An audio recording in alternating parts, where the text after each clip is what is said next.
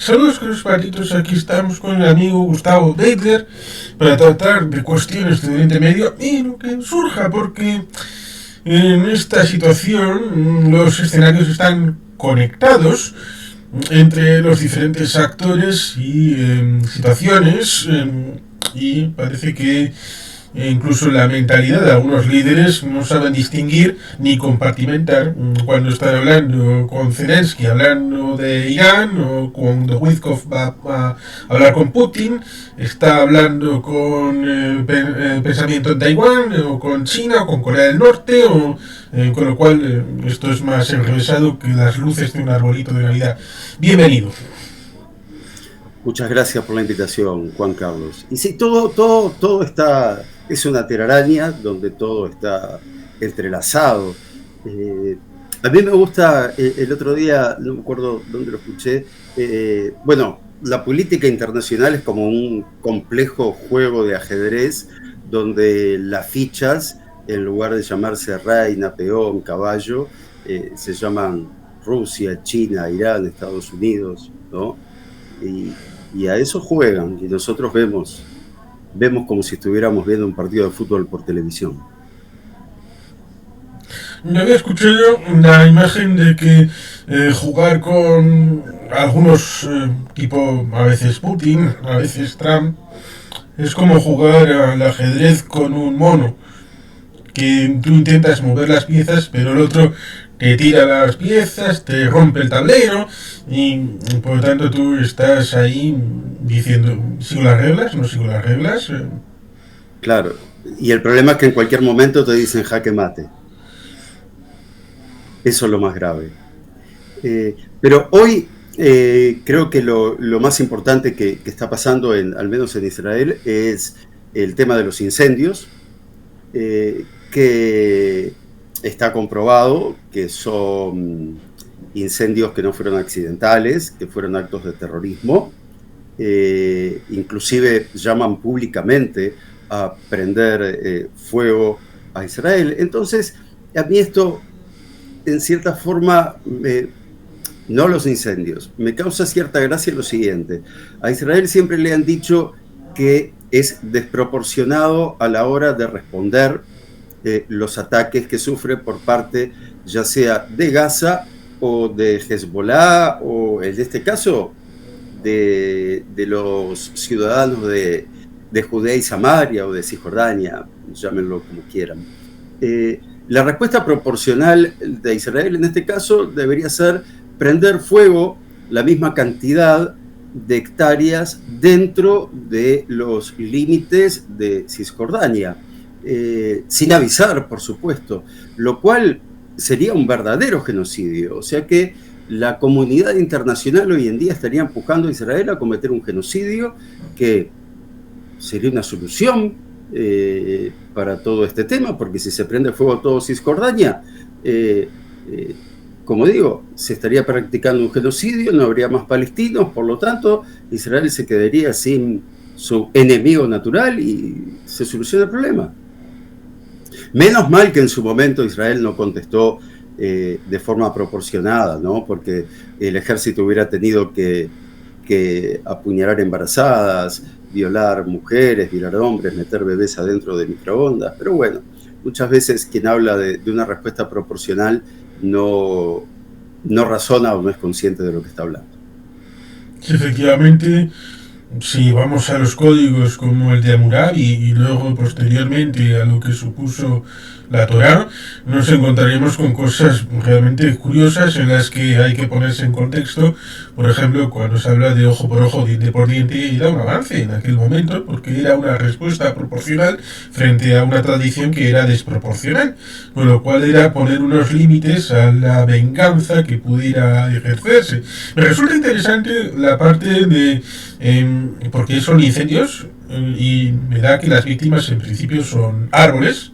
No sé si ha habido víctimas humanas o construcciones, pero en principio los incendios creo que suelen afectar en principio a elementos naturales, como pueden sí, ser... la vida salvaje también, ¿no? Sí. Hay un montón de especies que están sufriendo. Ahí podemos utilizar, no sé si yo soy autorizado, tú sí, yo no, el chiste de cómo distinguimos a un árbol judío de uno musulmán. ¿Cómo lo distinguimos? No sé, igual el que infieren que si el árbol está en Israel lleva una kipa, no sé. Sí, no sé. Pero sí, ha habido proyectos, me retrotraigo al Japón de la Segunda Guerra Mundial, que tienen unas bombas incendiarias para llevarlas a través de submarinos y llevarlas por vientos, y en la zona del noroeste, en la zona de Oregón y Washington, hubo intentos. Bueno, al final hubo solamente un árbol que fue víctima de un pequeño quemazón, pero la idea era esa, de provocar incendios en esa zona. Recordemos que en Seattle se hacían aviones y esta era una zona importante para la industria armamentística de Estados Unidos, con lo cual tenía algún cierto razonamiento, pero no funcionó. ¿Cómo han hecho esto? ¿Cómo han ejercido este tipo de terrorismo en este momento? Y creo que todo empieza, bueno, como un incendio, empezó con una chispa. A alguien se le ocurrió prender fuego y empezó el llamado a través de las redes de prender fuego todos los bosques. Así fue como empezó. Para esto hace falta solamente una chispa. Y empezó con uno. Y después tenés los que se suman.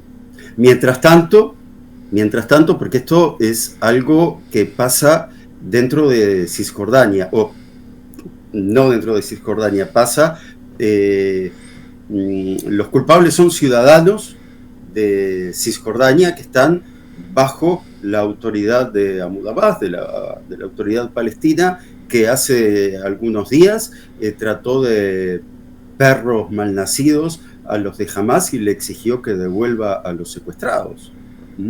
Así que es muy difícil también hablar de el pueblo palestino cuando hay tantas divisiones dentro del propio pueblo, aunque parecería ser que hay un solo objetivo, que es la destrucción del Estado de Israel, porque en ningún momento uno ve que quieran fundar un Estado propio. Como siempre digo yo, desde el Big Bang a la fecha, o para los creyentes, de Adán y Eva a la fecha, ningún pueblo ha tenido tantas oportunidades de construir un Estado independiente como el pueblo palestino. Ningún otro en la historia. Y todas las oportunidades se las dio Israel. No se la dieron ni Jordania ni Egipto antes de 1967, y después de 1967 las oportunidades siempre se las dio Israel en los diferentes intentos de paz que hubo.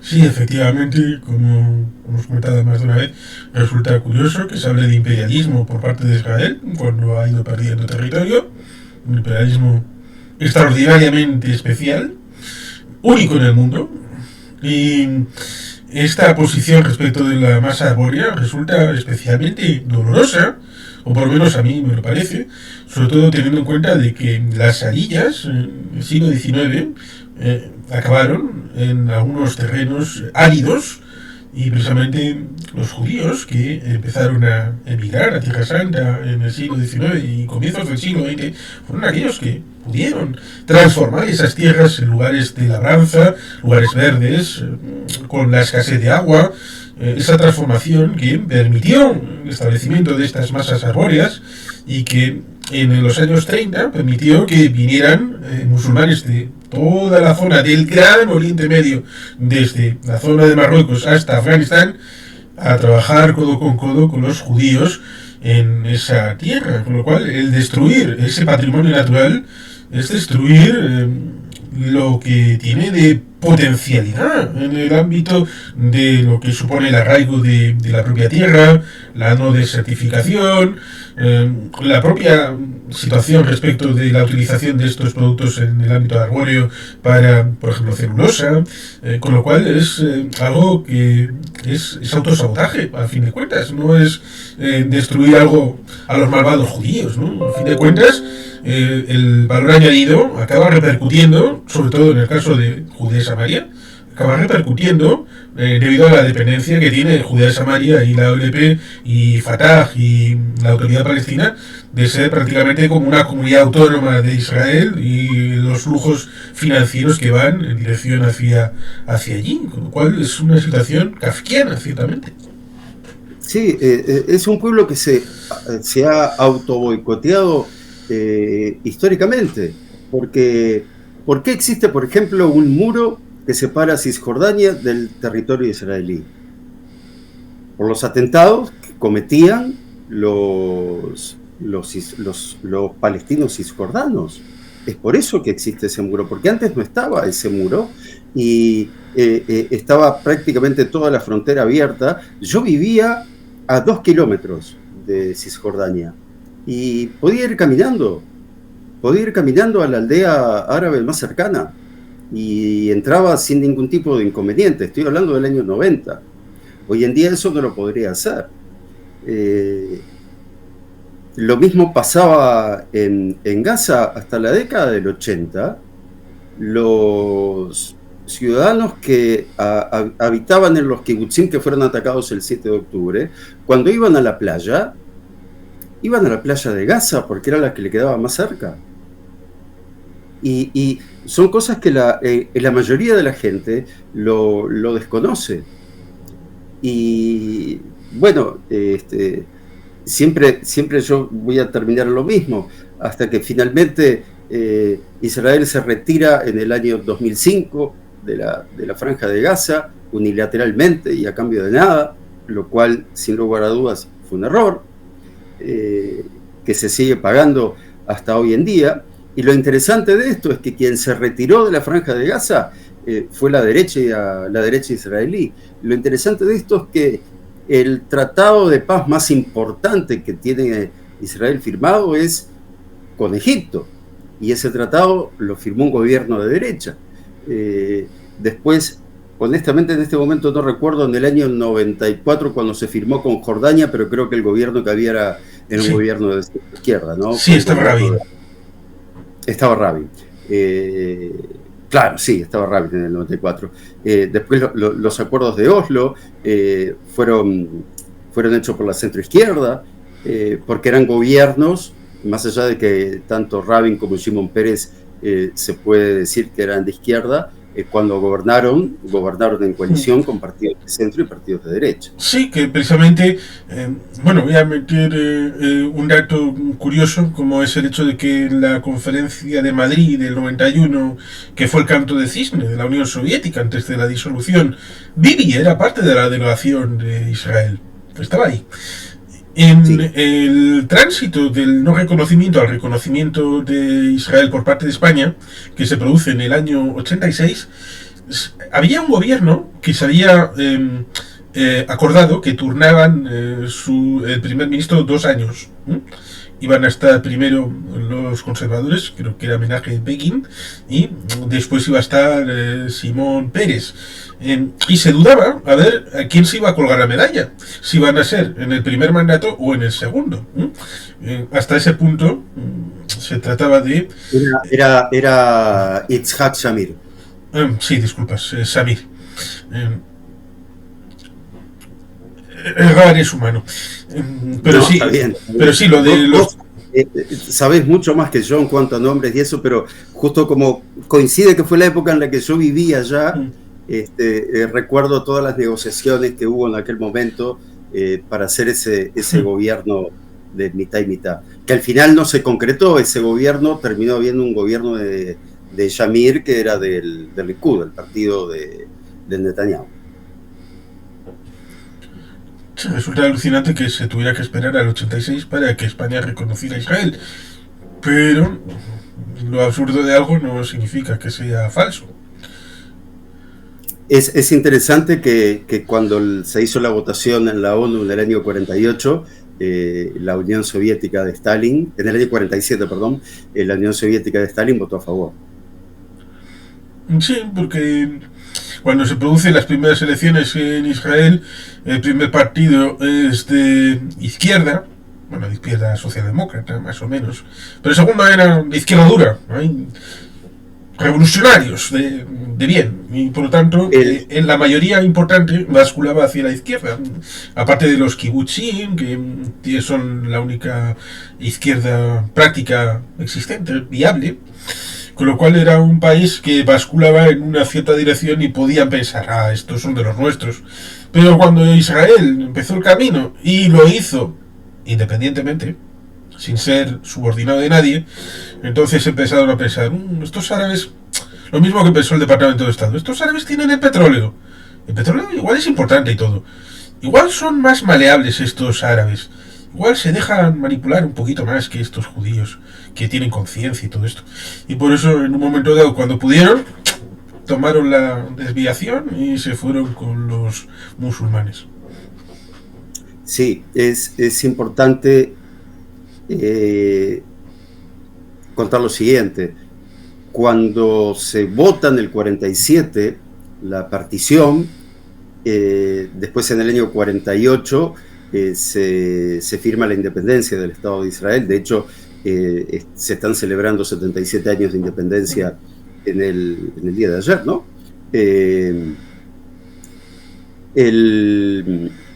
El gobierno de Stalin veía con mucha simpatía a quien fuera electo luego primer ministro de Israel y quien fuera el primer ministro de Israel, Ben Gurión, que pertenecía al Partido Laborista. Y en las elecciones del año 48, Ben Gurión gana sin mayoría parlamentaria, tiene que ser una coalición, pero el partido que tiene el segundo lugar, el segundo partido más votado, era más de izquierda que Ben Gurión. Y Ben Gurión decide hacer un gobierno con la derecha y con los religiosos, porque quería ser un gobierno amplio y no solo un gobierno de izquierda. Y a partir de aquel momento, del año 48, y a partir de Ben Gurión, el primer acuerdo que hace con los religiosos es que los religiosos no hagan el ejército. Y hoy en día es uno de los grandes problemas que hay dentro del Estado de Israel. Ojo, porque hay muchos religiosos que sí hacen el ejército. Es un porcentaje, no recuerdo exactamente cuál es el porcentaje de religiosos que no van al ejército, pero ellos lo que dicen es que no van al ejército porque su trabajo es estudiar las escrituras, la Torá, y es importante que eso no se deje de hacer. Entonces ellos están dispuestos a irse de Israel para poder seguir estudiando, y no es que se nieguen a hacer el ejército. ¿Me explico?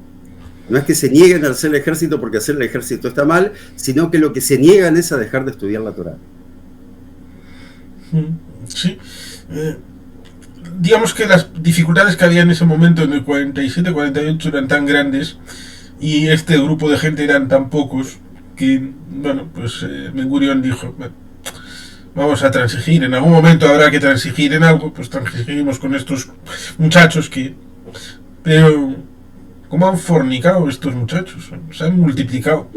Exactamente. Como decía en la Biblia Dios diciendo, creced y multiplicaos, pues estos lo han visto a la pie de la letra. Estamos hablando de familias que tienen 10 hijos. Entonces, claro, hoy en día en el Parlamento tienen, no recuerdo exacto, pero entre 15 y 20 escaños son religiosos. Lo cual es un poder enorme. Sí, y para Bibi, que empieza su mandato en 3 años, entre el 96 y el 99, y luego volvió con el siglo XXI, después, creo que fue en el 2006, después de Kadima, después de Olmert y Tzipi Livni, de Ariel Sharon, y ya ha encadenado mandatos en el que en principio había ciertos acuerdos con el centro-izquierda, luego ha ido negociando acuerdos con partidos más centristas, luego más derechosos, más religiosos, y ahora es el más izquierdista de su gabinete. Claro, ha formado un gobierno tan de derecha que él es el a la izquierda de su propio gobierno. Pero Netanyahu no es, más allá de que dentro de lo que es la política israelí él está en la derecha, no es una persona de extrema derecha. es una persona mucho más centrada. Lo que pasa es que su ambición por estar en el poder lo ha llevado a hacer asociaciones, a hacer coaliciones con gente que nunca debería estar en el gobierno. Yo sé que tengo un montón de amigos que me van a decir, no digas eso, pero lo digo. Hay el Ben Gvir, es una persona que no podría ser ministro. Creo que si le hacen un examen psiquiátrico no puede ser ministro. De hecho, no hizo el ejército porque no pasó el examen psicológico. Después está el ministro de Economía, que vos tenés más memoria para lo que yo, Smotrich, que es otra persona que no debería estar en el gobierno. Y sin embargo, son los socios que le permiten a Netanyahu ser primer ministro. Más allá de que Smotrich se fue, volvió, se amenaza con irse, son extremistas que no deberían estar en el gobierno. Lamentablemente, el hecho de que los palestinos nunca hayan aceptado a tener un Estado independiente y democrático lleva a que la sociedad israelí cada vez se polarice más. Sí. O sea, no es que sea culpa de ellos, pero realmente la sociedad israelí se fundó bajo los valores de izquierda, por partidos de izquierda, se construyó con los brazos de todos, de derecha, de centro, de izquierda, porque no es injusto decir que lo construyó la izquierda solo. No, los kibutzim sí formaron una parte muy importante a la hora de construir el Israel moderno, pero la derecha también. De hecho, económicamente Israel es un país innovador, creo que es el país más innovador del mundo, sí. Y la derecha es la que ha llevado esa bandera adelante, y ojo que la izquierda nunca se opuso a eso tampoco, porque en Israel la izquierda y la derecha terminaban siendo el que estaba de acuerdo con dos estados y el que estaba en contra de los dos estados, y ahí se dividía la izquierda y la derecha, no como en el resto del mundo donde lo social o lo económico marca quién es de izquierda o quién es de derecha. De hecho, en su momento Mapam, que fue el partido que salió segundo en aquellas elecciones del 48, que era un partido muy poderoso, un partido de izquierda dura, te diría marxista, muy hasta el día de hoy hay muchos muy integrantes ortodoxo que se sienten comunistas. Han hecho coaliciones con otros partidos que no eran de izquierda, que eran de derecha económicamente, que eran capitalistas, ¿sí? Pero que estaban a favor de los dos estados. Entonces, y ahora aquel Mapam se convirtió en Meretz, y este Meretz hoy en día se unió a Abodá, que es el partido que en su momento fundó Ben Gurión, que es el Partido Laborista. ¿Sí? ¿Por qué se unen? Y porque aquel Mapam desapareció del Parlamento. Formó Meretz. Después de algunas elecciones, Meretz desaparece del Parlamento. Y para poder tener presencia en el Parlamento, ahora formaron una coalición con Abodá. Y tenemos ahí un montón de partidos que, como en una licuadora, se mezclaron, que hay desde comunistas hasta capitalistas, y que en común tenían la palabra paz. Pero hoy en día la palabra paz necesita de dos para que exista. Sí, son las dos preguntas que en algún momento, porque tienes unas conversaciones variadas en tu propio canal y eso está muy bien. En una de ellas se preguntó dos cosas. Una, ¿crees que en el otro lado, en el ámbito palestino, hay alguien con quien se pueda hacer la paz? Y segundo, el tema de si aún sería viable el tema de paz por territorios. Y claro, si la respuesta es no a las dos, entonces significa que el plan de los dos estados es defunto, ya no existe.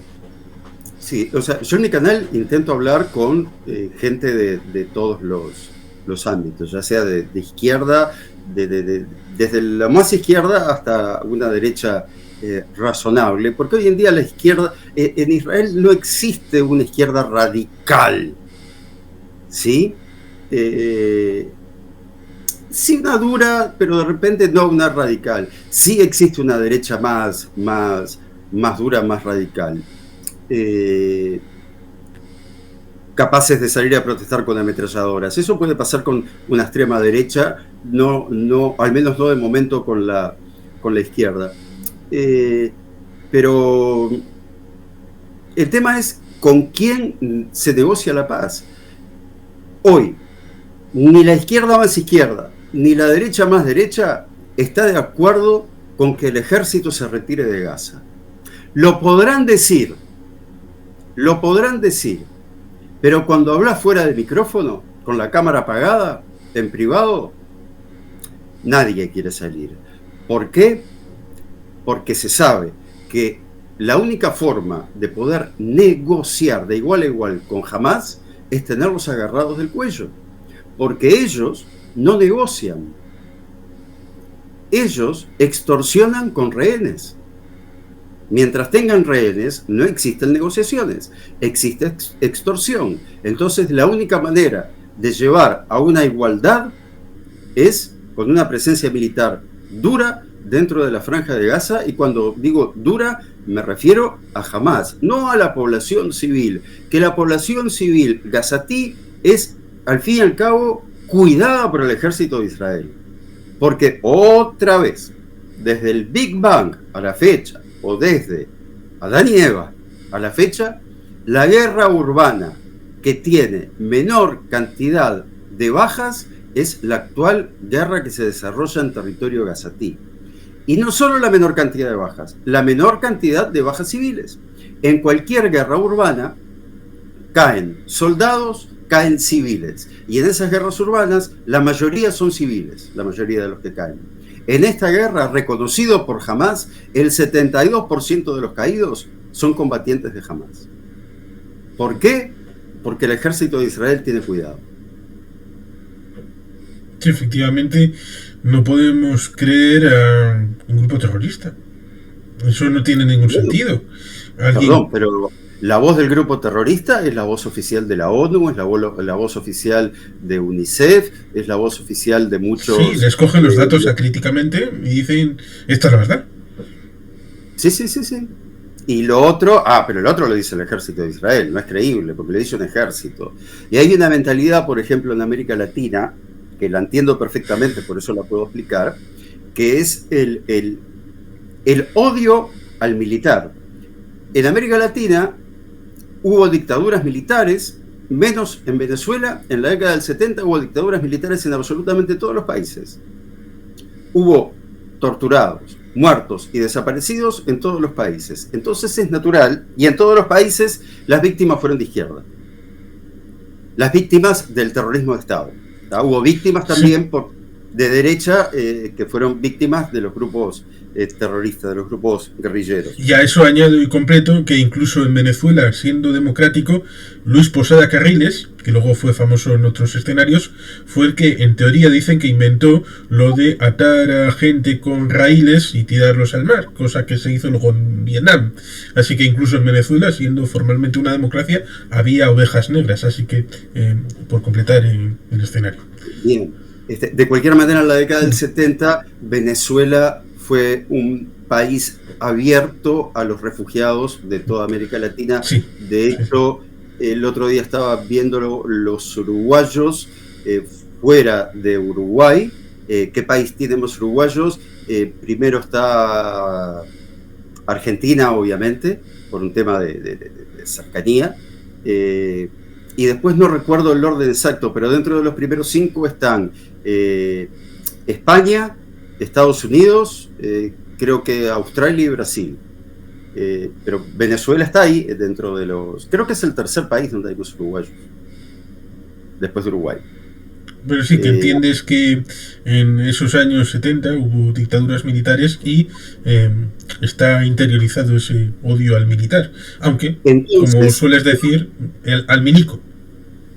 Exactamente, al milico. Acá se le llama milico al de verde, ¿no? Al militar.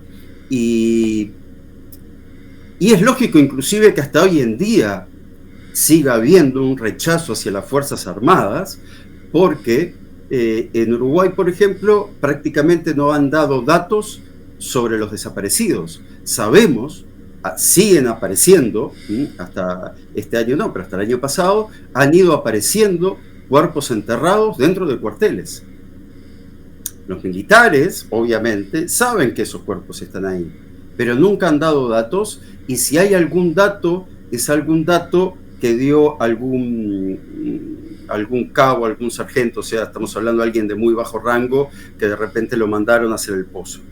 Y que después acá hubo comisiones secretas para que estas personas pudieran declarar y decir, miren, vayan a buscar a tal lado porque ahí pueden encontrar desaparecidos, y de hecho se han encontrado.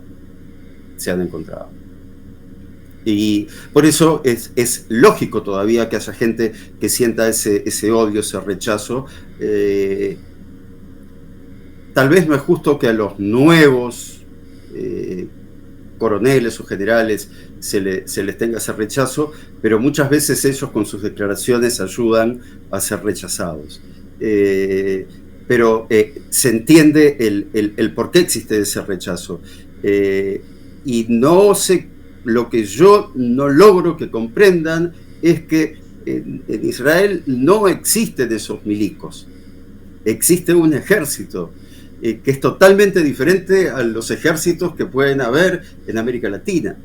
De hecho, para Israel, que es el país de los judíos, que son los más ricos del mundo, ¿no? Y que son los dueños de los bancos, sería muy fácil, como hizo Putin, contratar a un ejército de mercenarios y mandarlos a ellos al frente a morir y no mandar a los propios hijos, ¿no?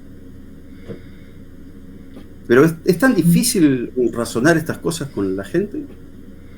Y bueno, y el 1 de mayo, acá en Uruguay otra vez, este año cambió el discurso. Algunos dicen, qué bien, cómo el discurso fue más liviano. Porque el año pasado, el presidente de la Central Sindical del Uruguay, a los gritos acusó de genocida a Israel y no dijo más nada. No nombró el 7 de octubre, no dijo nada más. Solamente acusó de genocidio a Israel. Este año, el que habló en el acto no fue el presidente de la Central de Trabajadores, fue el presidente de un gremio, no recuerdo exactamente de cuál, pero no importa. Empezó diciendo que rechazaban profundamente el holocausto sufrido por el pueblo judío a manos del nazismo, que rechazaban el genocidio sufrido por el pueblo armenio por el Imperio Otomano, por los turcos, pero que también no tienen ninguna vergüenza en decirlo con la frente en alto y a los cuatro vientos, que hoy en día el gobierno de derecha de Netanyahu está haciendo un genocidio dentro de la Franja de Gaza. Entonces y que exigía la liberación de los ciudadanos israelíes en poder de Hamás. Y un amigo me llamaba hoy y me decía, ¿viste cómo el discurso de este año fue mejor que el del año pasado? Y le digo, no, es una banalización del holocausto, porque no se puede permitir que se acuse a Israel de estar practicando un genocidio por lo mismo que digo todos los días. Si existiera un genocidio, ya hubiera terminado, o al menos hubiese disminuido la cantidad de población dentro de la Franja de Gaza. Sin embargo, la población dentro de la Franja de Gaza sigue creciendo. Entonces, no puedo permitir que alguien hable de genocidio, porque es lo mismo que yo le diga a un padre de familia que su hijo es un violador. Es horrible que te digan eso. Entonces, pónganse un poco en la piel del judío al cual están acusando de genocidio cuando ese genocidio no existe. Sí, es como si en un año, el día de tu cumpleaños, te sueltan y te dicen, tu hijo es un violador, asesino, psicópata. Así a pelo, claro. y a voz en grito. Y al año siguiente, en tu cumpleaños, dicen, hay que condenar lo que los padres de la iglesia en algunas feligresías han hecho, bla, bla, bla, cosas que son ciertas. Y tu hijo sigue siendo un violador, un psicópata, un asesino y todo esto. Y dices, vale, me has introducido cosas que son verdad, pero me has dicho la misma mierda del año pasado, que sigue siendo la misma mierda, mentira, y por tanto, puede parecer, puede sonar distinto, pero es el envoltorio. El caramelo con mierda sigue estando ahí. Exacto. Qué buen ejemplo es, te lo envuelven como un caramelo. Dijiste 3 veces mierda y queda como el culo. Perdón, no me aguanté.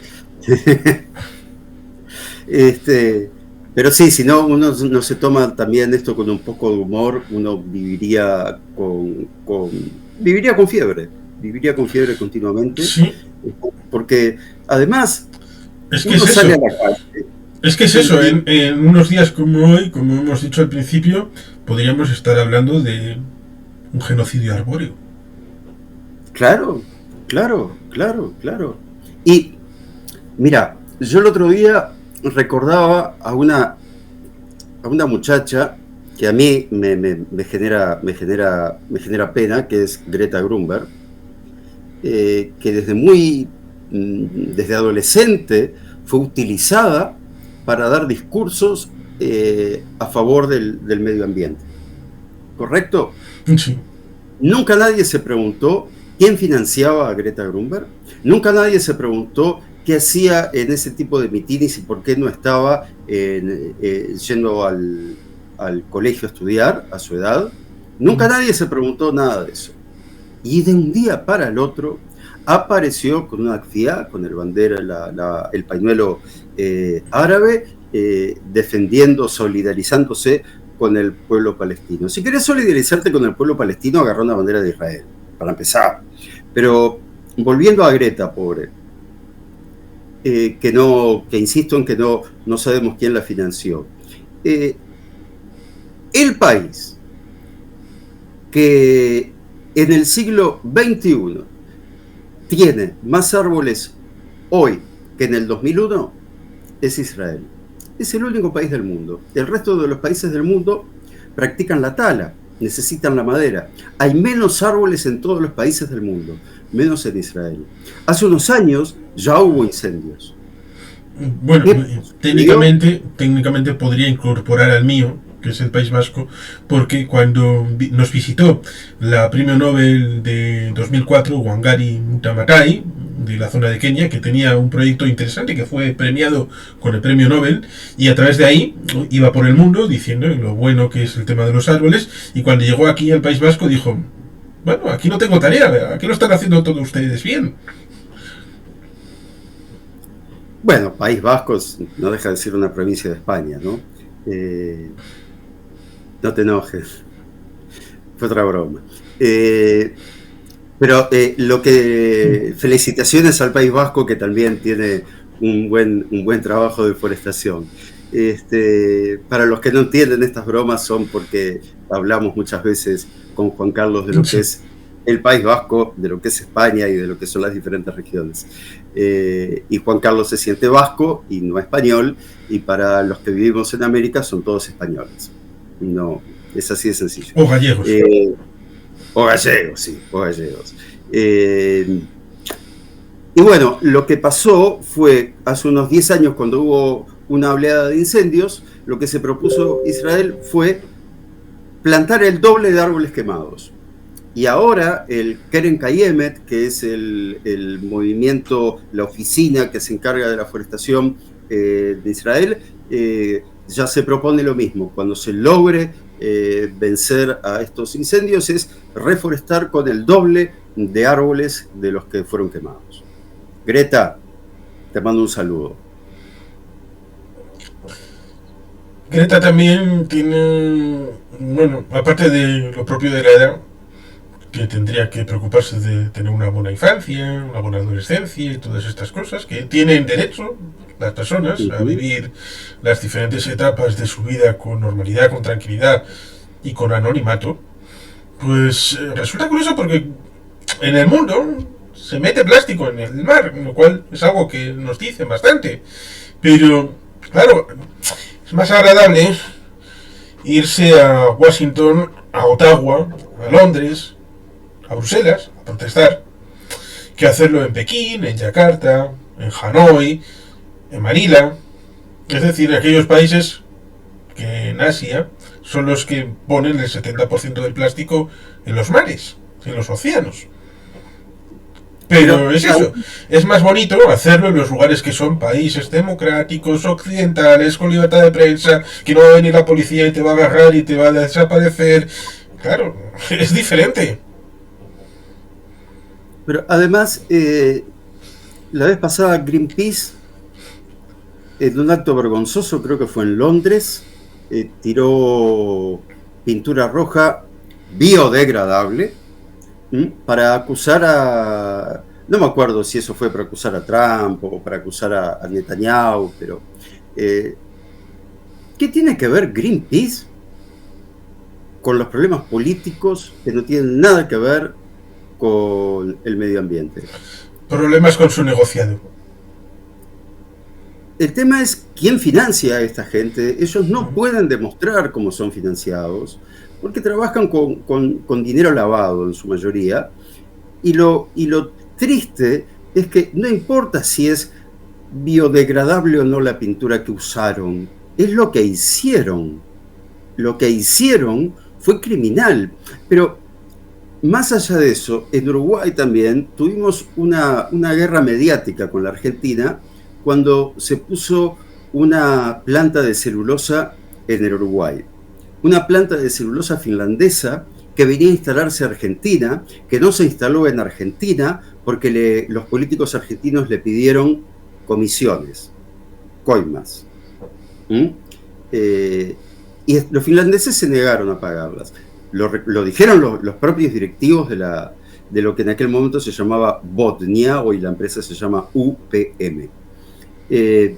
Argentina tiene 8 pasteras sumamente antiguas que contaminan de una manera atroz los ríos argentinos que después desembocan en el río Paraná o en el río Uruguay y finalmente en el río de la Plata. Y bueno, cortaron el puente o los puentes que unen Argentina con Uruguay, los ambientalistas iban con pancartas escritas en grandes, en nylon. ¿Me explico? Sí. A pedir por el medio ambiente.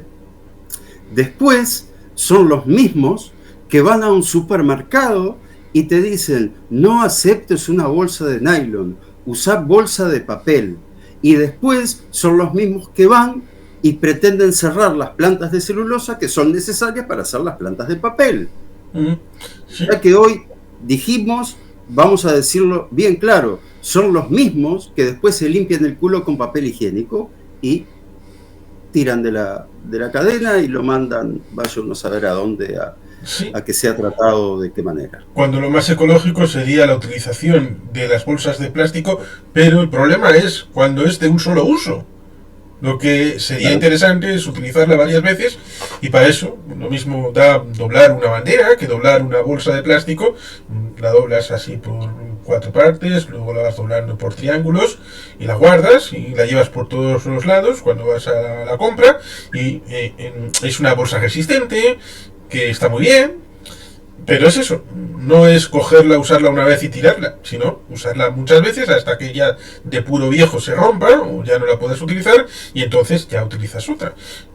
Pero ciertamente, en Galicia, y hemos hecho Xavier y yo un programa y hice otro con Daniel Cardama, los portugueses de Altri quieren poner una empresa de celulosa que remotamente va a contaminar un río que va a desembocar en no sé dónde, o que está tocando una zona de la red Natura 2000, o que puede poner en riesgo Camino de Santiago, todos son potencialidades de maldad. ¿Por qué? Porque la empresa que sí contamina, que es Alcoa, que es de aluminio, el comité de empresa lo controlan los del sector de izquierda y por lo tanto, como manejan el asunto, entonces esa empresa ya oficialmente no contamina, porque está controlada por los buenos. Greenpeace está, por supuesto, en contra de Altri. Y en el País Vasco, en la zona de la reserva de la biosfera de Urdaibai, que es interesante, porque una reserva de la biosfera incorpora personas, incorpora edificios, incorpora un montón de elementos que son humanos, que son viviendas, que son elementos constructivos.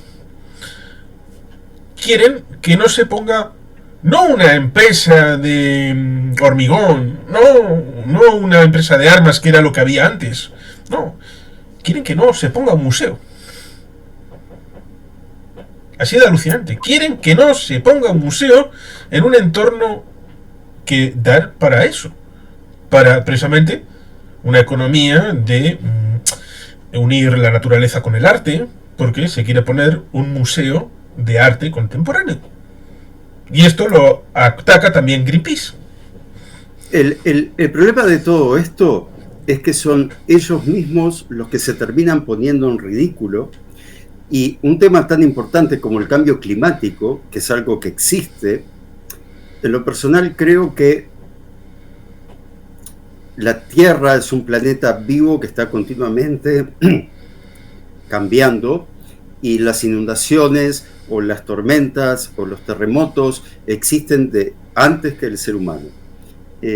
Por lo tanto, yo creo que el cambio climático sí existe, que el hombre influye en el cambio climático, pero no a los niveles que algunos lo denuncian. Pero de cualquier manera es un tema que habría que tratar con seriedad. Y estos grupos han perdido la seriedad, bueno, por todo lo que venimos hablando, y eso permite que después llegue al poder gente como Trump, que no le importa absolutamente nada.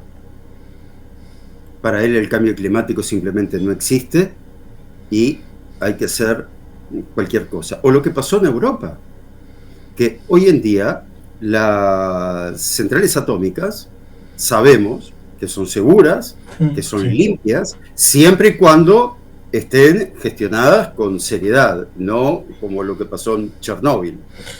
Pero el otro accidente que hubo, el de Chernóbil, fue por culpa del sistema. Por un error humano, por culpa del sistema, por falta de mantenimiento serio. Después tuvimos el accidente de Fukushima, Japón, que fue por un terremoto. Sí. Pero después... Y murió una persona. Murió una persona. Y hay cientos no sé si cientos, pero me imagino que va a haber cientos de plantas atómicas generando energía.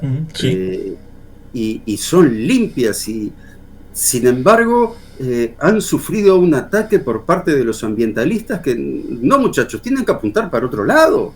Y eso generó que Europa termine dependiendo. Pensar que Angela Merkel en su momento estaba vista como una de las personas más inteligentes y honestas del planeta, y terminó siendo la que puso a Europa prácticamente de rodillas ante Putin, con una dependencia energética que no cabe en la cabeza cómo pudo llegar a hacer eso Angela Merkel.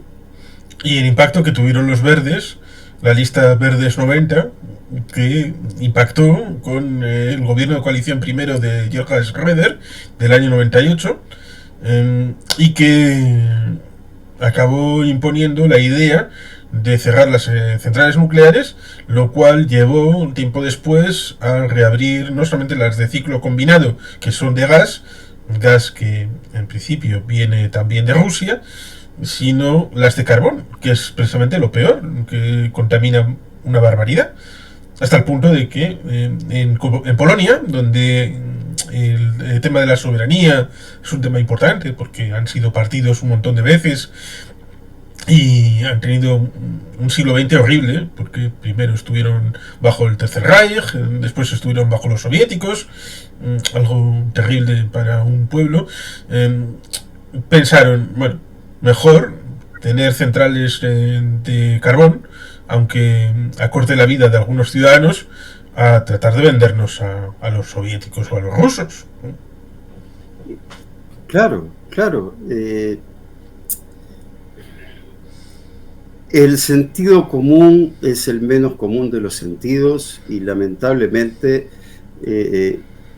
organizaciones que deberían ser serias y responsables, como puede ser Amnistía Internacional, como puede ser Greenpeace, como puede ser la Cruz Roja, están en manos de gente que se enriquece estando donde está.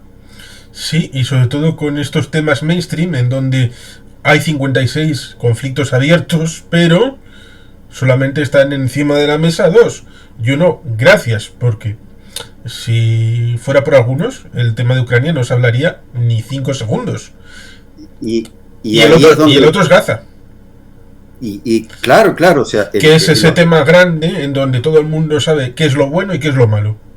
El 90% del tiempo que se le brinda a las noticias internacionales en los informativos es para mirar hacia Gaza, y lamentablemente el pueblo ucraniano sigue siendo masacrado por Putin, que con cohetes de alta tecnología, hipersónicos, ataca infraestructura civil sin ningún tipo solamente con la intención de causar miedo. O sea, Putin es un terrorista al frente de una de las potencias más grandes que tiene el planeta.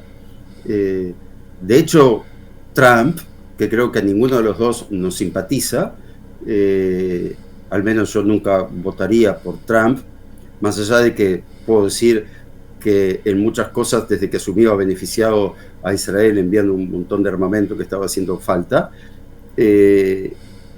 Bueno, lo que decíamos hoy, es un mono con la ametralladora, nunca sabes para qué lado va a arrancar, no es una persona de confianza.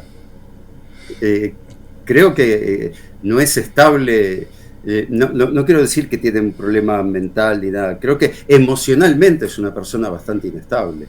Creo que Putin es bastante más estable emocionalmente que Trump, porque Trump me hace acordar a Pepe Mujica. Una de las grandes frases de Pepe Mujica es: como te digo una cosa, te digo la otra. Y Trump es igual. Hoy te dice una cosa y mañana te dice la otra. Vamos a ponerle un 100% de aranceles, y al otro día, palabras de Trump, como les metí el dedo en el culo, ahora reaccionaron y le voy a sacar los aranceles.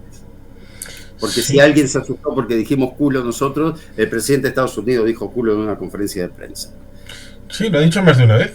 Se ve que le gusta esta parte de la geografía humana. Obsesión anal. Sí. En el inicio de una biografía... Perdón, es un título para película pornográfica, Obsesión anal, con Donald Trump. Sería una opción interesante para que haga otras cosas y esté ocupado, no destruyendo el mundo. Estaría muy bien. En una de las biografías que le han hecho, un periodista, que es el que hace la biografía, en un momento que le hace una entrevista, pues parece que no está satisfecho con lo que ha recibido. Y después le llama, está llamándole al teléfono del coche, y a fin de cuentas, como no sabe qué es lo que le está pidiendo el periodista, le dice: oye, ¿pero qué quieres que te cuente? Es decir, ¿qué quieres escuchar que yo te lo digo? Es esta. Sí, y dentro de ese mismo nivel de presidentes... Pero es que es eso, es capaz de ir a Israel y decirle al primer ministro, sea que sea, da igual, aunque fuera de Mapam, en caso de que existiera, el mejor amigo de Israel, aquí está Donald Trump y todo esto, después fuera a Ramallah, la Mucata, y le dirían: tengo aquí un plan maravilloso, os vamos a dar una parte, vamos a llamarla Jerusalén, a pesar de que sea el cuarto anillo exterior y que esté a 150 kilómetros del centro de Jerusalén, lo llamamos Jerusalén y va a ser vuestra capital del Estado palestino. Y vamos, a todo el mundo. Pero claro, es el problema de la mujer, la novia, el amante, que no se encuentren todos en la misma habitación. Sí, sí. Lo que pasa es que la forma de negociar de Trump es te vendo la casa, pero me gustaría con piscina. No te hagas problema, yo te hago la piscina. Y de esa manera él negocia igual con ciudades, con vidas ajenas. Te iba a decir, otro presidente así bastante loco, por decirlo de una manera simpática, es Milei. La diferencia es que Milei está teniendo grandes resultados en la Argentina. Está teniendo grandes resultados, pero el otro día dijo algo que para mí es bastante imperdonable, dijo, la gente no odia suficiente a los periodistas. ¿Cuál es la necesidad? Porque cuando vos decís algo, esperás que un retorno de ese algo. Por algo lo digo. Sí. Yo al verdulero le digo, dame 2 kilos de naranjas, ¿qué es lo que espero? 2 kilos de naranjas. Ahora, cuando él dice eso, ¿qué es lo que espera? Pues no lo sé, pero es algo que está de moda entre estas derechas alternativas, en las que se supone que los periodistas son de ultraizquierda y por tanto habría que odiarles, pero claro, periodista, en teoría, y esto es de larga data, porque en la época de la transición española hubo un debate sobre si los periodistas tenían que estar colegiados o no, es decir, si tenían que tener una licencia o no respecto de una carrera, con lo cual era un principio elitista o un principio de que un comunicador simplemente es aquel que estructura un discurso y lo suelta a través de un medio de comunicación, que es un simple canal que se establece respecto de que quiere contar algo y el que quiere escuchar algo. Con lo cual, ¿está infiriendo que no hay un solo periodista que vaya a defender a Javier Milei? De hecho, el vocero presidencial que todos los días da la conferencia de prensa es Manuel Adorni, profesión periodista, y actualmente es candidato, creo que es candidato al Senado por Buenos Aires o a diputado, no recuerdo, pero es el candidato de Milei. Y es un tipo, para mi gusto es brillante. Para mi gusto Adorni es brillante. Yo consumo bastante informativos de Argentina, me gusta verlos por 2 razones, porque me interesa estar informado de lo que pasa en Argentina, porque todo lo que pasa en Argentina, o casi todo, termina repercutiendo en Uruguay, pero además los canales de televisión argentinos, de los informativos, estos canales 24 horas de información, tienen muy buena calidad. Entonces me gusta verlos porque uno aprende. Yo siempre digo que para el periodista o para la persona que trabaja en un medio de comunicación, la mejor escuela es escuchar la radio o mirar la televisión. Mucho mejor que ir a facultad. Sí, el chiste que se puede devolver con el tema es que Javier quiere que no se odian lo suficiente a los periodistas. Con lo cual la vuelta puede ser Javier Milei quiere que odiemos todos a Adorni. Claro. Nos lo ha pedido, así que habrá que hacerle caso. Sí. Bueno, es una persona muy impulsiva que muchas veces primero habla y después razona. A veces la lengua es más rápida que el cerebro y eso le pasa a Milei, que reitero, le ha tapado la boca prácticamente a todo el sistema político argentino porque dijo que iban a sufrir el primer año de gobierno y es verdad, mucha gente la pasó mal, pero la Argentina está creciendo económicamente, cada vez hay más trabajo, la inflación se está desplomando y no imprimió un solo peso. Es verdad que ahora vino un préstamo importante del FMI, ¿cómo? Fondo Monetario Internacional. El Fondo Monetario Internacional, me salía BID, no me salía FMI.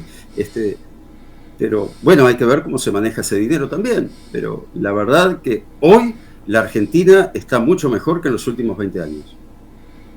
Otros también pidieron préstamo al FMI, desde los Kirchner, Mauricio, y ninguno de ellos le fue bien, con lo cual sería una novedad. Y en principio en octubre hay elecciones parlamentarias que van a ser importantes a la hora de ver si este gobierno tiene futuro o no.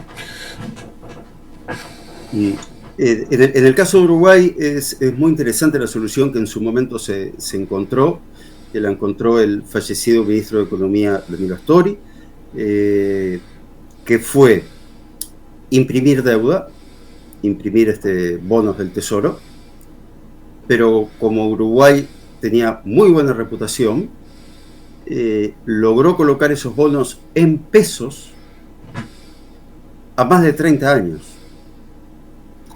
¿Qué fue lo primero que hizo? Canceló la deuda con el FMI. Y la deuda que tenía en aquel momento, cuando asumió la izquierda en el 2005, vencía en un año. Y logró hacer eso. Y después vino el gobierno de la calle, que supuestamente era un gobierno de derecha, o sí, supuestamente fue un gobierno más a la derecha, y la política económica prácticamente no cambió, fue más o menos la misma. Y ahora vuelve la izquierda al poder y la política económica es más o menos la misma. Te cambian cada tanto un puntito, una coma, pero la gran virtud del Uruguay son sus políticas de Estado, y es que gobernó la izquierda, han pasado todos los partidos, de la vuelta a la democracia del 85 a la fecha, y una vez que se logró la estabilidad económica, se sigue por el mismo camino. Y bueno, para Uruguay, yo recuerdo acá en mi adolescencia, llegó a haber momentos de inflación de un 160%, y ahora hace más de 20 años, o 20 años por lo menos, que estamos en menos de un dígito anual, estamos en un 9% de inflación anual. Para un país como Uruguay es fantástico. Sí, esa es la importancia de estabilidad institucional, de políticas que cubren un espectro compartido, más allá del partidismo, y dentro de ese marco común se permite luego ya elementos de partidismo, un partido nacional, un partido colorado o el Frente Amplio, pero eso es lo que no hay, por ejemplo. Y es triste que haya empezado a surgir esta situación en Israel, en donde los partidos de izquierda, más o menos tradicional, o que hasta los años 80 había sido el pilar fundamental de la Knesset, ahora ya no tienen diputados, no están en el Parlamento, pero controlan espacios como, por ejemplo, evidentemente los sindicatos, controlan la academia, el tema educativo, controlan la gran prensa, empezando por Haaretz, y controlan en parte la judicatura, con lo cual son pilares importantes que es paradójico. Por un lado no tienen votos, pero por otro tienen resortes de poder. Correcto. Con respecto a los medios de comunicación, también hay otros medios de comunicación, no solo Haaretz, que te diré que los amigos que tengo de izquierda en Israel, yo les digo que Haaretz es la Biblia de los antisemitas en el mundo, y ellos me dicen, no sé, yo no leo Haaretz. Como que la propia gente de izquierda rechaza los editoriales de Haaretz. Es interesantísimo. Pero tenés otros medios de comunicación como el Jerusalem Post o bueno, el canal 14 de televisión, que es un canal pro gobierno, ¿no? Es un canal oficialista, que los canales del Estado no deberían de ser manejados por el Poder Ejecutivo. Deberían de ser manejados por algún poder independiente. No sé de qué manera ni cómo armarlo, no lo sé. Pero no puede ser que un canal de televisión sea la voz oficial del Poder Ejecutivo. Sí, es cierto, porque estoy pensando ahora mismo en un libro sobre radiotelevisión española escrito por el doctor Lamata, el libro negro de televisión española, en el que podemos recordar el momento en el que Zapatero, en el año 2006, hizo una ley, en teoría, para que la televisión fuera equilibrada, más o menos. ¿Qué ha pasado? Que todos los que han llegado después, incluyendo el propio Zapatero, pero especialmente Rajoy y Pedro Sánchez, han demostrado que de eso nada. Partidismo del bueno, meter a los tuyos y controlar a Radio Televisión Española hasta el último céntimo. Sí, acá en Uruguay tenemos el canal del Estado, que es el Canal 5, que le viven cambiando los nombres, que era, no me acuerdo, Televisión Nacional del Uruguay, creo que es ahora, no me acuerdo cómo se llama ahora, pero ya te digo, le cambian, cada 5 años le cambian el logo, el nombre, pero acá lo conocemos como Canal 5. Ya lo que se hace ahora, asume un gobierno y le firma contratos por 5 años a los periodistas, y cuando viene otro gobierno generalmente los echa a todos y son poquitos los que van quedando de un gobierno a otro, son muy pocos los que quedan. Y con respecto, después tenemos otro canal, que es TV Ciudad, que le pertenece al gobierno de Montevideo, que el gobierno de Montevideo está en poder del Frente Amplio desde el año 1990, y es un canal pro Frente Amplio. Tratan de hacerlo plural, pero a ninguno de los dos le sale bien, ni al del Estado, ni al nacional, digamos, ni al departamental. Y ahora los dos están en poder del Frente Amplio.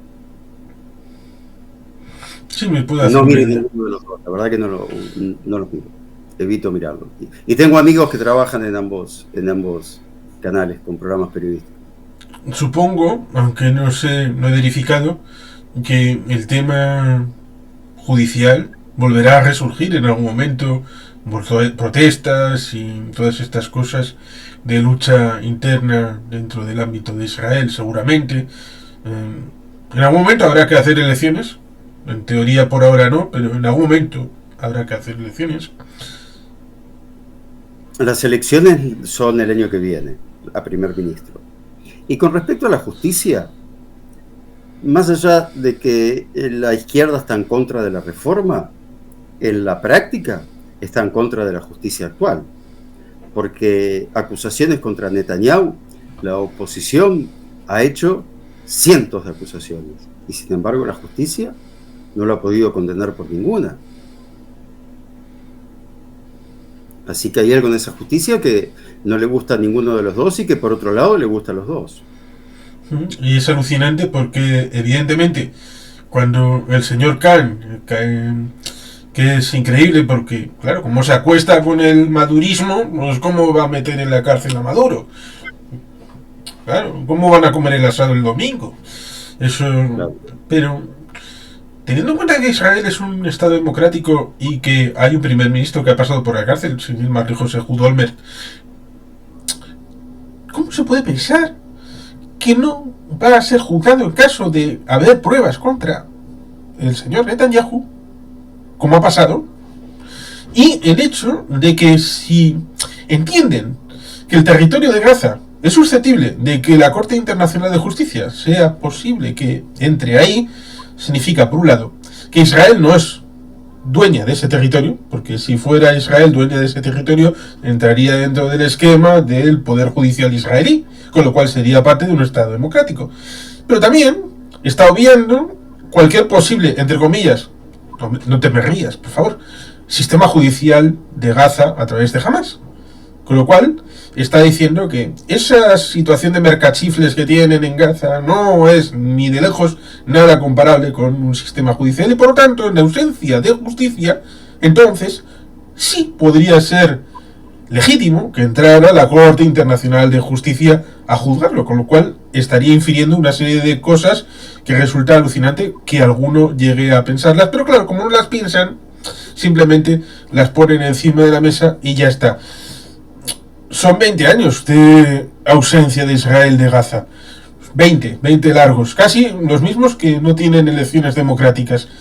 Pero en Israel todavía hay gente que piensa que los viejos mantras respecto de, bueno, se puede llegar a una paz, en la solución de los estados. Pero claro, que la situación es la que es, no lo que a uno le gustaría. Es muy lindo, es muy romántico. Y que de fondo está Irán, que es el que controla. ¿Cómo? Y que de fondo está Irán, que es el que controla a sus pequeñuelos. Sí. Bueno, vamos a ver qué pasa con Irán. Es otro tema en los que Trump me tiene totalmente desorientado. Vos lo sabes bien, pensé que a esta altura, creo que a esta altura ya hace rato se debió atacar militarmente a Irán y destruir todo lo que tenga que ver con su poder atómico. Trump está negociando con alguien con quien no se puede negociar, porque sabes que la mentira y la traición son parte de su ideología. Y por otro lado, Trump fue el que sacó a Estados Unidos del tratado nuclear que había antes, por lo tanto, Irán no tiene ninguna garantía tampoco de que Trump vaya a respetar ese supuesto tratado. De cualquier manera, a medida que avanzan las conversaciones, creo que se han ido alejando tanto Irán y Estados Unidos. De hecho, en el día de mañana deberían de... Bueno, no sé si esto cuándo va a ser publicado el video, pero el día de mañana, sábado, debería haber una reunión que ya se anunció que no se iba a hacer entre Irán y Estados Unidos. Así que yo creo que están condenadas al fracaso, que solamente se está retrasando el ataque a Irán. Cada día que se retrasa, más posibilidades tiene Irán de tener un contraataque feroz hacia territorio israelí. Y de tener el arma nuclear, es cierto. Y que es cierto, algo que algunos ya pensábamos desde hace 8, 9 años, respecto de que este es capaz de traicionar a cualquiera. Incluso en la película de Apprentice se ve claramente que traiciona a su propia familia, a sus propios hermanos, tratando de coger parte de la herencia cuando su padre estaba gaga y había tenido uno de sus innumerables fracasos financieros. Esta persona, este Trump, que cuando ha vuelto en 2024 para las primarias, había gente que decía: ay, el viejito Joe nos ha permitido que el señor Maduro siga estando después de robarse las elecciones, que en Cuba la dictadura más longeva siga estando ahí, que Israel vea comprometida su situación militar porque no le envía armas para el tema de Gaza, o las armas que pueden penetrar en los búnkeres con el tema de Líbano o con el tema de Irán. Críticas legítimas, razonables, ¿vale? Pues se pueden decir y discutir, pero es que después ha traicionado todas las cosas que se suponía que iba a hacer. Cuba sigue estando ahí, Maduro sigue estando ahí, Israel sigue estando en dificultades porque un día le dice sí puedes bombardear, al otro no, al otro métete en esto que te estoy diciendo para que bombardees el funeral de Nasrallah, y dices, ¿pero qué me tengo que tener? ¿Este es un amigo? No, esta es una vereta que depende el día, depende el momento del día, pues está con una cosa o con la otra. Y un amigo se requiere que sea fiable, confiable, que tenga una línea coherente, una trayectoria, sea para bien o para mal.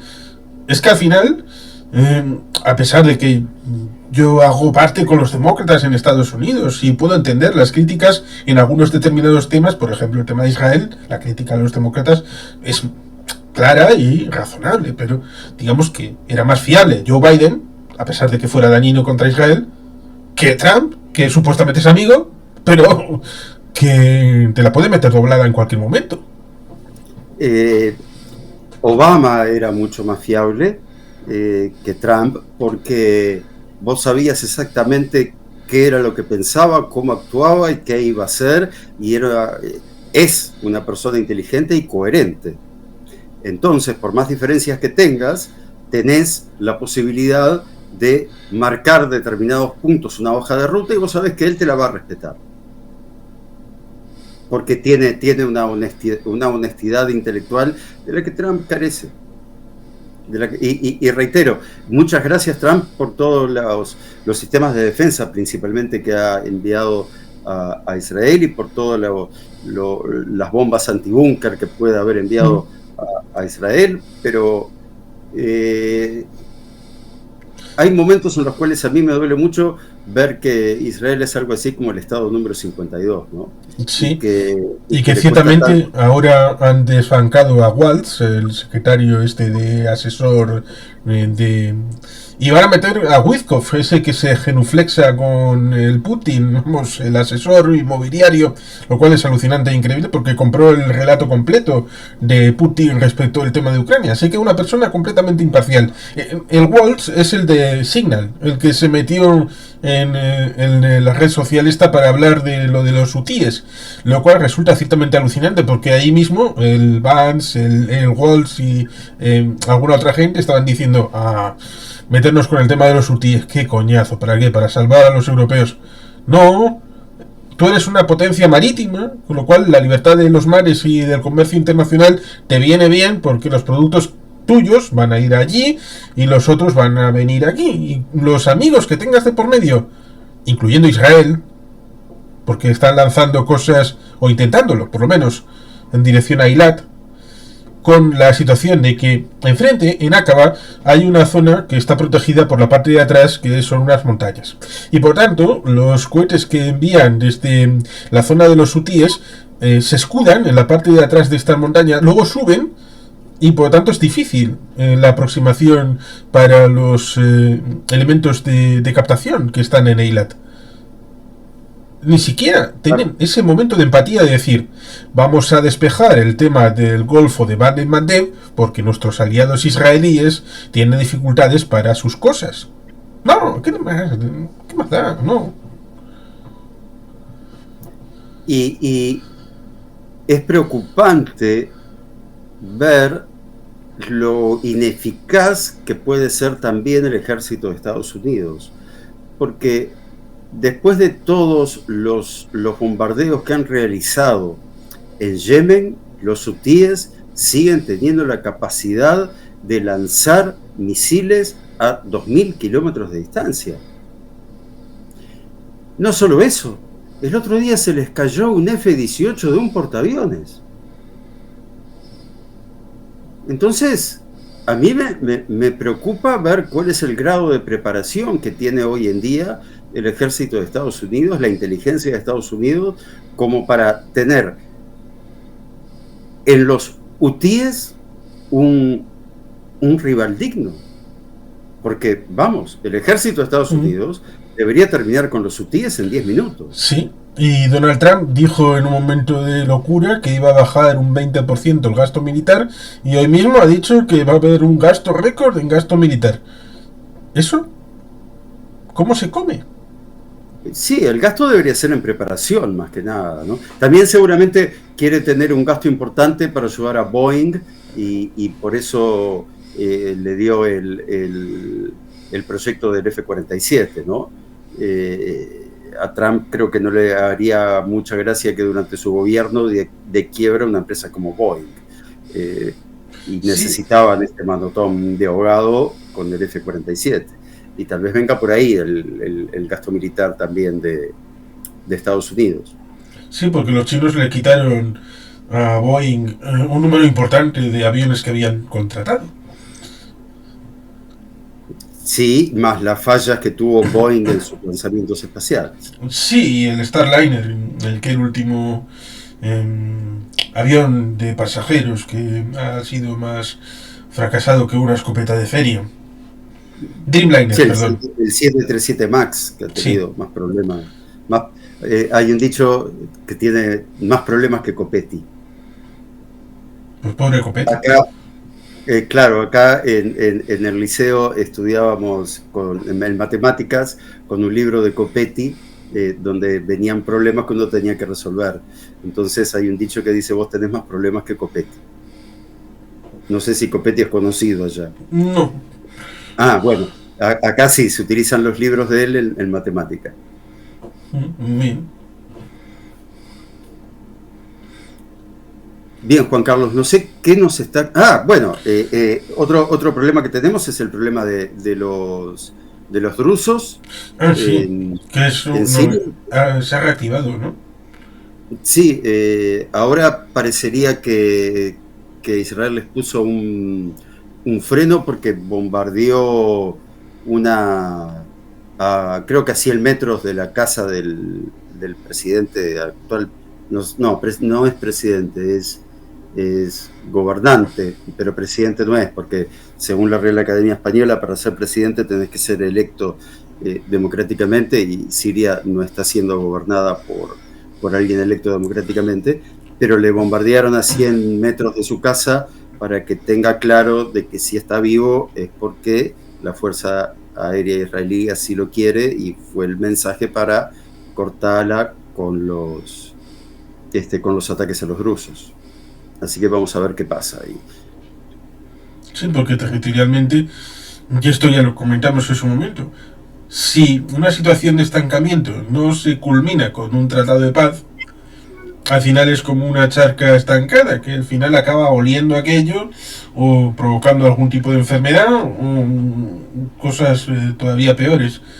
Por lo tanto, en principio, lo que tendría algún tipo de lógica, si es que se ha llegado a algún tipo de solución, por lo menos territorial, cosa que no creo, debido a que todavía sigue el tema de los kurdos con los turcos en el norte, el tema de los drusos, el tema de Israel y del nuevo régimen en la zona sur. Es complicado, pero lo lógico es que o se reconoce que Siria ya no es más Siria y por lo tanto se divide, o se llega a algún acuerdo constitucional de alguna manera para que el Estado sirio se reorganice de manera federal o confederal, de alguna manera para reconocer las cosas como son y ponerlas negro sobre blanco sobre una constitución. Sí, hay un problema, ¿no? Es Turquía. Turquía no quiere. A Turquía le sirve que Siria sea un descontrol. Y que siga abierto como sigue abierto el tema de Libia. Claro. Que como nadie se acuerda de Libia, pues bueno, qué más da. Sí, Macron se acuerda de Libia. Pero son escenarios que están abiertos, que si Libia por aquí, que si Etiopía, Somalia por allí, Sudán por allí, Siria por allí, y si puede meter ahí mano un poco en todos ellos Turquía, pues Erdogan es feliz. Y ahora, yo te pregunto a vos, la OTAN, ¿qué va a hacer con Turquía? Porque Turquía está en la OTAN porque Europa prefiere tener a Turquía dentro de la OTAN y no tenerlo afuera.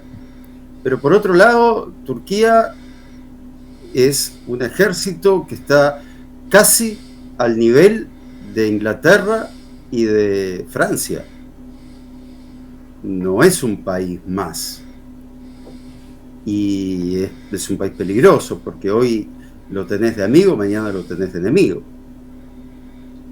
En principio, Turquía y Grecia entraron el mismo día en la OTAN, en el año 55, para evitar algo que hasta este momento ha sido resuelto de aquella manera, salvo Chipre, como era el enfrentamiento directo entre ellos. Pero en el 74 se enfrentaron entre ellos en Chipre, y ahí está la isla dividida de momento. Puede parecer que el tema de la OTAN es algo que protege a Grecia, pero también afecta al tema de Turquía, porque si Turquía decidiera salirse de la OTAN en un arrebato de pasión, entonces toda la OTAN, en caso de agresión de Turquía contra Grecia, ya sea en Chipre o en algún otro lugar, significaría que estarían obligados a defender a Grecia en bloque frente a Turquía. Con lo cual estaríamos hablando de que Reino Unido, Francia, Alemania, Italia, España, Polonia, todos, Suecia, Finlandia, tendrían que apoyar a Grecia frente a la agresión imperialista de Turquía. Con lo cual, si Turquía logra establecer bases militares dentro de Siria, y el día de mañana, por un tema de necesidad, la Fuerza Aérea de Israel bombardea una base turca, ¿qué pasa? Pues eso es a lo que se refería Macron con lo de la muerte cerebral de la OTAN, pero se refería en buena medida respecto de los kurdos, porque los kurdos estaban siendo apoyados en teoría por parte de Alemania, Reino Unido y Francia, y por lo tanto, si había una situación en la que desde territorio kurdo se atacaba contra Turquía, entonces la OTAN tenía que atacar a territorio kurdo, pero estarían atacando a los kurdos que están apoyados por la OTAN, con lo cual entonces ahí se produciría el colapso absoluto. En teoría, si se produce esa situación en la que Turquía tiene, si se demuestra que toda la situación es Turquía la responsable primera y no una simple agredida, entonces es una aventura de los turcos y no hay nada más que hablar y no infiere nada en la OTAN. No puede apelar al artículo 5 ni decir vengan y sálveme. Simplemente es una actuación del Estado turco y ya está. A mí es un país que me preocupa. Sí, por sus sueños neo-otomanos, imperiales. Exacto. Pero resulta ciertamente curioso porque en muchos otros escenarios no se les ve como un problema. Estoy pensando en Rusia. Rusia tendría que verles como un problema enorme. Incluso quitar del medio el asunto de Ucrania porque el vector más peligroso para Rusia no está en Ucrania, sino en Asia Central de los pueblos túrquicos, porque hasta Xinjiang, que es parte de China formalmente, hay toda una beta de pueblos pantúrquicos que están abiertos en canal. Rusia piensa que todavía sigue siendo parte de la Unión Soviética cuando los Tayikistán, Uzbekistán, Kazajistán y todos estos eran parte de la Unión Soviética, pero se independizaron hace más de 30 años y juegan a juegos geopolíticos con China, con Turquía, con la Unión Europea, con Estados Unidos, con la India, y por tanto ya no es el patio trasero de nadie. Y por tanto ahí se abre una beta en la que cualquiera puede tratar de penetrar, lograr acuerdos comerciales. Es algo que cuando se den cuenta los rusos, igual ya es tarde. Y los turcos, en el caso de Odessa y de Crimea y del Mar Negro y del Mar de Azov, dicen todo esto es soberanía de Ucrania. ¿Por qué? Pues porque jode a Rusia. Y a fin de cuentas, hasta el siglo XVIII toda esta zona era parte del Imperio Otomano. Con lo cual tienen esa memoria, no por defender a Ucrania, sino por defender a aquello que, bueno, si no puede estar en nuestras manos, que no la tengan los rusos. Porque quizá dentro de 100 años igual vuelve a las manos del Imperio Otomano y será más fácil quitárselas a Ucrania que quitárselas a los rusos. Con lo cual son cálculos así como especiales. Sí. Y tenemos a la India con Pakistán al borde de una guerra que por ahora ha tenido pequeños enfrentamientos, pequeños comparado con lo que puede llegar a pasar ahí. Son dos potencias atómicas, más allá de que lejos creo que están de apelar a las armas atómicas, porque una cosa es atacar con armas atómicas a alguien que está a miles de kilómetros, como puede ser el caso de Estados Unidos a Japón, que atacar a tu vecino, porque sabes que viene un viento y toda esa radiación la tenés en tu territorio. En 1990 estuvieron a punto de enfrascarse en una guerra atómica, a pesar de que formalmente las armas nucleares las demostraron en 98-99. Pero no hay que olvidar el hecho de que el armamento nuclear en Pakistán lo impulsa el padre de Benazir Bhutto en el año 72 para resarcirse de la derrota de la guerra del 70-71 que independizó el Pakistán Oriental, es decir, el actual Bangladesh, que en 1974 se hizo con la puntita casi. No se hizo hasta el final, pero se hizo la prueba del Buda sonriente con Indira Gandhi para decir nosotros podríamos tener armamento nuclear. Hemos hecho todo menos el test nuclear. Y por lo tanto ahí ya pusieron pie en pared. Pero en 1990 tenían todo. Estaban, si hubieran querido, podían haber desarrollado en pocas semanas ya el tema final y tener el armamento los dos. George Herbert Walker Bush llamó por teléfono a los dos y les paró en medio de lo que secretamente iba a haber podido ser una guerra nuclear entre los dos. Habría sido algo horrible para el mundo. Y hay que darle el crédito, a pesar de que igual haya gente que no le guste el presidente Bush por un montón de razones, y seguramente alguna razonable, pero de parar una guerra nuclear entre India y Pakistán, yo creo que es algo bueno para la humanidad. A partir de aquí, todas las guerras que ha habido entre India y Pakistán desde el 47, que han sido varias, algunas por Cachemira, otras directamente porque se odian, otras por el tema de la profundidad estratégica, porque desde Pakistán piensan, Afganistán nos da una profundidad porque es un país estrecho, sobre todo con la pérdida de Pakistán Oriental, que incluso cambiaron la capital, que estaba en Karachi, en la zona costera, por Islamabad, que está arriba dentro de una montaña, al fondo del valle. Si en un momento dado Afganistán tenía un gobierno que era favorable a Pakistán, o amigo, más o menos, pues entonces estaban más o menos seguros.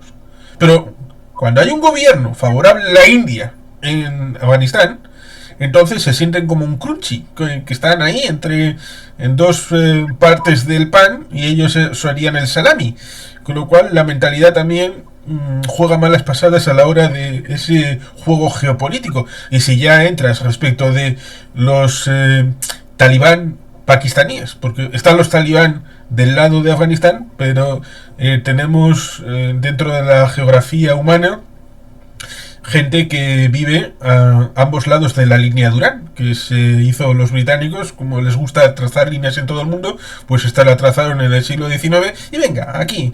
¿Por qué? Porque es una zona montañosa y será más fácil de defender, pero el pueblo está a un lado y a otro. Con lo cual, y luego los de la zona de Baluchistán, que está más hacia el sur, permea la dirección de Irán, con lo cual ahí entre Irán, Pakistán y Afganistán puede montarse una sola, y sin pensar en los indios.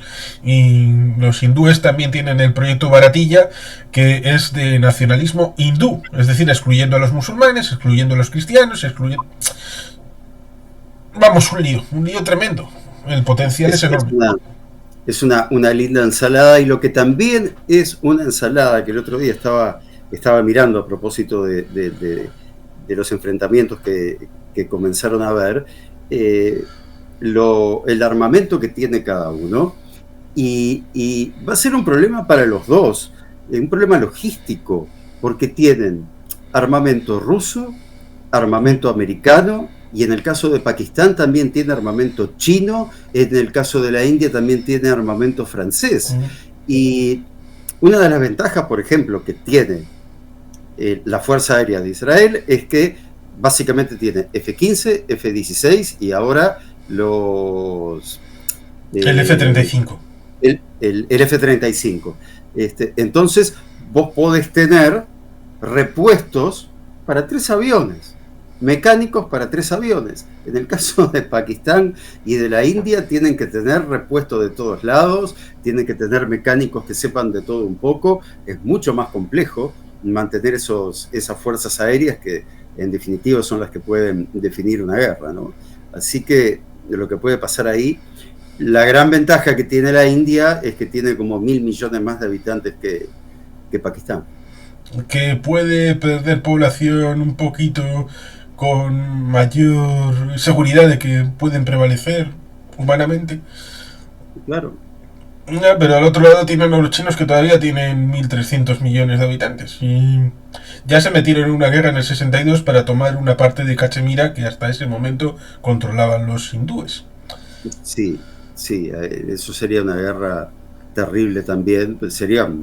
Bueno, hoy en día es una carnicería, porque de repente hay gente que no sabe, pero se están peleando a patadas y a palazos, y no hace mucho en uno de los enfrentamientos hubo 20 indios muertos, lo cual también subió bastante la temperatura entre ambos gobiernos, entre la India y la China, que, reitero, tienen un tratado de no agresión con armas de fuego, pero sí se pueden agarrar a las patadas o los palazos.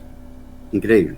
Sí, sobre todo porque por esa zona lindando con el Tíbet, Nepal, es donde surgen los grandes ríos, y el agua va a ser un recurso importante para el futuro. Y están a 5.000 metros de altura aproximadamente. Hay un río que hace un recodo, sale de la parte sur del Tíbet, hace un recodo y baja en dirección a Bangladesh.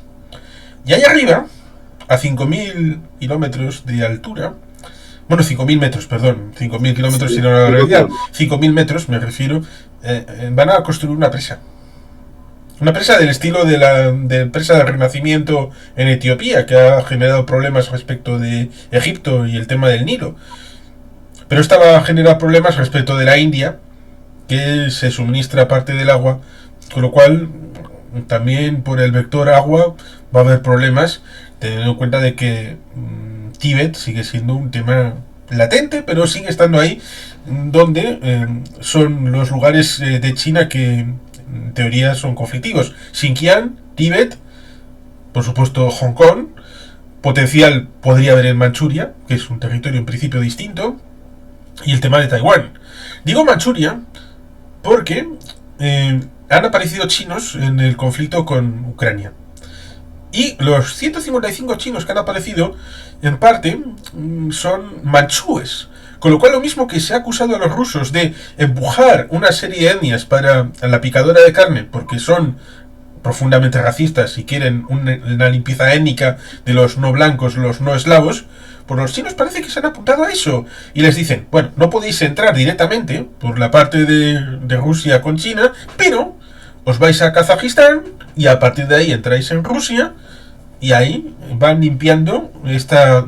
Porque recordemos, la dinastía de los manchúes fue la última. Puyi era de dinastía manchú y no era de etnia Han. Son distintos, tienen otra lengua, tienen otras costumbres y al final, en la época de la Segunda Guerra Mundial, acabaron teniendo su propio país, Manchukuo, y eso es una vergüenza para el Partido Comunista.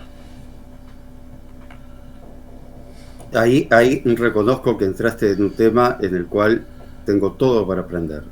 Disculpas. No. Puedo recomendar los libros de Rubén Villamor, que tiene 2 tomos acerca de China en la primera mitad del siglo XX. Son 2 tomos de como 1200 páginas cada uno. Y es interesante. O sea, sé que pasa algo ahí, pero no estoy tan empapado como en otros temas. Pero si querés, para ir redondeando, podemos volver a Israel, que es el tema que toco yo. En unos días en mi canal voy a estar haciendo una charla con un amigo justamente que es de izquierda, que tiene una visión diferente a la que tengo yo. Yo siempre aclaro, yo no defiendo a Netanyahu, yo defiendo la figura del primer ministro en un momento de guerra. Y bueno, vamos a estar hablando de eso en los próximos días, porque a mí me parece un tema fundamental y él cree que yo estoy equivocado. Y obviamente que sin lugar a dudas debo estar equivocado de un montón de cosas, hay otras en las que seguramente también tenga razón, pero vamos a estar hablando de eso en lo que a mí me preocupa, que es la falta de respaldo que tiene la figura del primer ministro por parte de la oposición en épocas de guerra.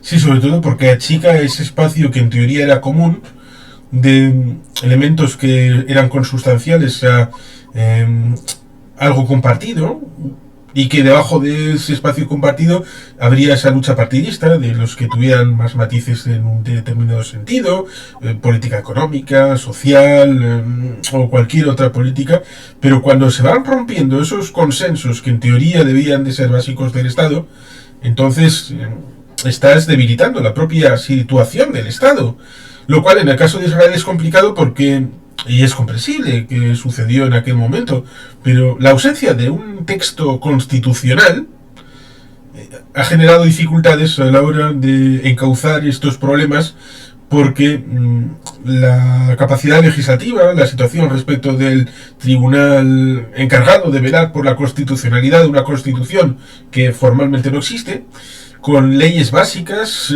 que ejercen un papel intermedio, pues es una situación líquida en la que ahora es, no diré imposible, pero digamos casi imposible ponerse a hablar en consensos. Imagínate que hubiera elecciones y que, venga, vamos a hacer que estas elecciones lleven a una asamblea constituyente.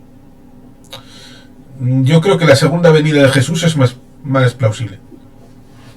Y yo sé que tengo amigos que se enojan conmigo, pero si Israel no tiene una constitución, el primer gran responsable es la izquierda, porque de 1948 a 1977 fueron gobierno, tuvieron mayoría parlamentaria, tuvieron todo para hacer una constitución y no la hicieron. Y es un debe que va a quedar, una mancha que va a quedar en la historia de la izquierda, sin lugar a dudas. La derecha también la podría haber hecho, del 77 acá ha gobernado bastante, pero lo importante no es que lo haga la izquierda o la derecha, es que se ponga de acuerdo a la sociedad en hacer una... Aparte no es tan difícil hacer una constitución. ¿Cuántas constituciones hay en el mundo? Como más de 190. Sí. Entonces no es tan complicado, no hay que inventar nada, está todo hecho. Y serviría para eso, para encauzar las problemáticas, por ejemplo, el tema judicial, pues lo encauzas claro. Por ahí. Claro. Uruguay es un país del tercer mundo y no tenemos esos problemas. Tampoco estamos en guerra, ¿verdad? Pero son cosas que ya... Es un estado joven, pero ya son más de 70, casi 80 años, ¿no? Deberían de tener solucionados esos problemas. Pero bueno, es un tema de los israelíes, interno de los israelíes. Sí, es complicado porque todos estos desafíos que están con esa ambivalencia. Por un lado, se necesita ayuda exterior, ahora menos de la que hubo en el nacimiento del propio Estado, pero sigue siendo necesaria. Pero a la vez hay que construir toda esa necesidad de sustituir el apoyo exterior por algo interno, pero en un momento de debilidad, porque la fragilidad de los consensos internos es más frágil y débil que nunca. Con lo cual, hasta cierto punto, se necesita una clarificación que el 7 de octubre contribuyó a aparcar, pero la palabra es esa, aparcar. Lo ha postergado. Y las problemáticas que estaban el 6 de octubre seguirán estando ahí, para que en algún momento vuelvan a aparecer, ya sea en la prensa, ya sea en las calles, ya sea en la Neset, y que el año que viene hay elecciones.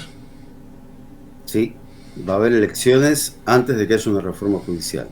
Al menos todo apunta a eso. Así que todo puede cambiar. Y tenés a la oposición que por un lado dice que Netanyahu está estirando la guerra por el tema para poder mantenerse en el poder, pero por otro lado tenés a una oposición que le sirve que Netanyahu no gane una guerra antes de las elecciones. Entonces yo veo deshonestidad por parte de ambas partes, por el oficialismo y por la oposición. Pero más que nada, por ser oposición, veo falta de responsabilidad. Porque la responsabilidad en los momentos de crisis recae más que nada en la oposición. Y otra vez pongo a mi Uruguay de ejemplo. En el 2002, cuando tuvimos la crisis económica que fue tremenda, la oposición se puso hombro con hombro con el Poder Ejecutivo para poder salir adelante. Después la oposición ganó las elecciones, pero en el peor momento de crisis, en Uruguay no hubo una sola manifestación. Y en aquel momento la oposición podría haber prendido fuego las ciudades, porque la gente tenía la plata enterrada en los bancos. Y no hay nada peor que le toques los ahorros a alguien que estuvo toda su vida ahorrando. Sin embargo, una responsabilidad cívica por parte del gobierno, por parte de la oposición, por parte de la gente. Y eso se ve poco. Y bueno, yo también tengo orgullo de ser uruguayo y me encanta decir esas cosas. Sí, está muy bien, porque la verdad está bien contarlo. Sí. ¿Hay algún otro elemento que quieras incorporar o ya vamos dándole cierre? No, creo que podemos ir dándole cierre a la charla de hoy, sino a la gente que llegó hasta acá, la felicito. Le digo que me busque como Gustavo Beitrer en YouTube y vea alguno de mis videos, que se suscriba al canal. Obviamente también que le pongan me gusta a este video y que se suscriban al canal de Juan Carlos. Sí, haces cosas bien interesantes ahí en tu canal, con charlas diversas, está bien. Y ciertamente veremos por dónde evoluciona el mundo, por dónde va la situación. No creo que merezca la pena, por lo menos yo no me atrevo a hacer pronósticos en cuanto a apuestas de qué es lo que vaya a suceder o no suceder. Podría añadir un tono pastelón el hecho de que cuando conocí a mi mujer ya gasté toda la suerte que iba a tener en mi vida, con lo cual por eso no tengo ninguna plata para jugar pero bueno, eso ya queda al albur de estas otras situaciones. Bueno, el otro día una persona comentó en mi canal que me puso que estaba mal que yo especulara. Y yo no especulo, lo que hago es de repente dar una noticia, ponerla en contexto y tratar de imaginar cómo se van a desarrollar esos hechos. No intento hacer futurología, ¿no? Simplemente uno trata de pensar, analizar y ver qué puede llegar a pasar, pero en ningún momento especular. Creo que son cosas distintas. Creo que el que especula es porque no tiene información. Sí, es un avance responsable de los datos siguiendo el camino que pueden seguir hacia adelante. Pues ciertamente muy agradecido de haber llegado hasta aquí, hasta el final, y que hayas estado por aquí en este conversatorio. Como siempre digo, me encanta conversar contigo, Juan Carlos, porque además aprendo mucho. Como sueles terminar, pues Am Israel Hay. A mi Israel Hay.